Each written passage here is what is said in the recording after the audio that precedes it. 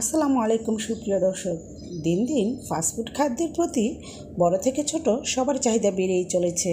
আর আমরা যারা গৃহিণী আছি আমরাও কিন্তু কিছু না কিছু ফাস্টফুড আইটেম পরিবারের জন্য রান্না করার চেষ্টা করি।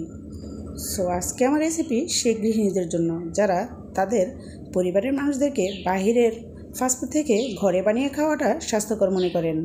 সো চলুন দেখে নেওয়া যাক কীভাবে তৈরি করলাম মজাদার এই পাস্তা রেসিপিটি।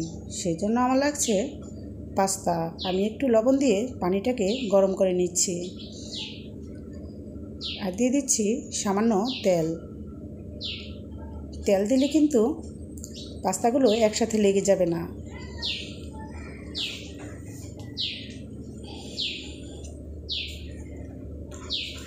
তো এখন একটু নেড়েচেড়ে দিয়ে তারপর সিদ্ধ হওয়ার জন্য অপেক্ষা করব। সিদ্ধ হয়ে গিয়েছে, আমি নামিয়ে নিচ্ছি। এবার একটি কড়াই বসিয়ে তাতে দিয়ে দিয়েছি তেল। খুবই সামান্য তেল দিয়েছি। দিয়ে দিচ্ছি রসুন কুচি। রসুন কুচিটা একটু সামান্য ভেজে নেব। ভেজে নেওয়ার পর দিয়ে দিচ্ছি পেঁয়াজ কুচি। দিচ্ছি স্বাদ মতো লবণ।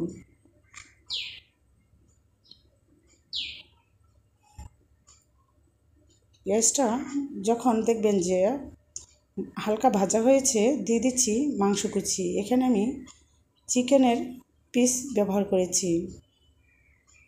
চিকেনের একটা পিস নিয়ে বোনলেস পিস নিতে হবে, তারপর কুচি কুচি করে কেটে নিতে হবে।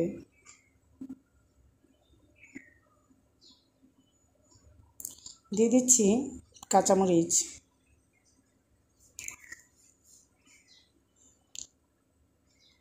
এবার যখন কাঁচামরিচটাও সামান্য একটু ভাজা হয়েছে দিয়ে দিচ্ছি দুটো ডিম। একটা ডিম দেওয়ার পর নেড়ে চেড়ে তারপর আমি আরেকটা ডিম দিব।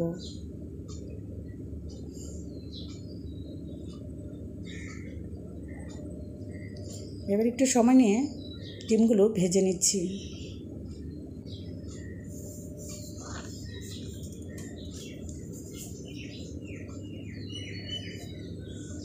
এবার দিয়ে দিচ্ছি পাস্তাগুলো।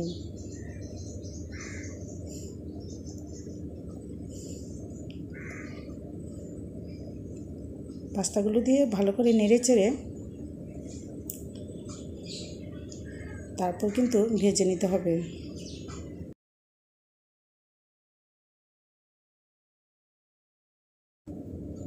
পাস্তা ভাজা ঠিক এরকম হতে হবে। সো আমার ভাজা হয়ে গিয়েছে। আমি এখন দিয়ে দিচ্ছি ম্যাজিক মশলার প্যাকেট থেকে ম্যাজিক মশলা।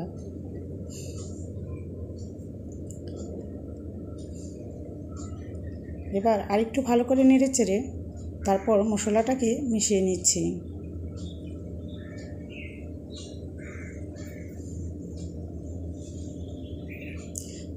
মিশানো হয়ে গিয়েছে।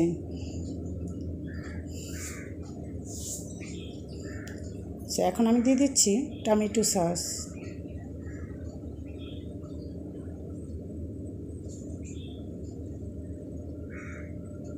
তারপর আবার ভালো করে টমেটো সসগুলোকে কিন্তু মিশিয়ে নিতে হবে। দিয়ে দিচ্ছি ধনেপাতা।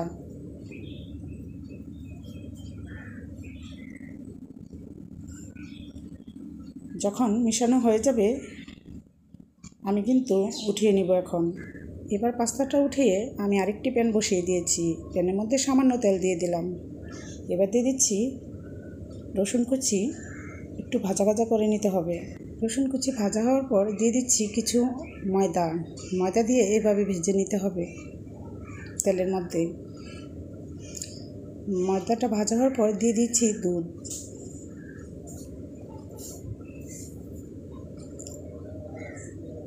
তারপর দিয়ে দিচ্ছি স্বাদ মতো লবণ। দিয়ে দিচ্ছি ম্যাজিক মশলা থেকে মশলা। দিয়ে দিচ্ছি সামান্য চিনি। তারপর দিয়ে দিচ্ছি মরিচের পাউডার হাফ চামচ। এবার নাড়াচাড়ার মধ্যে রাখতে হবে, না হলে লেগে যাবে। দিয়ে দিচ্ছি সামান্য জিরের পাউডার। দিয়ে দিচ্ছি সামান্য গরম মশলার পাউডার। এবার দিয়ে দিলাম পাস্তাগুলো। পাস্তাগুলো দিয়ে ভালো করে নেড়ে চেড়ে নিচ্ছি। এবার আবার দিয়ে দিতে হবে সামান্য টমেটো সস।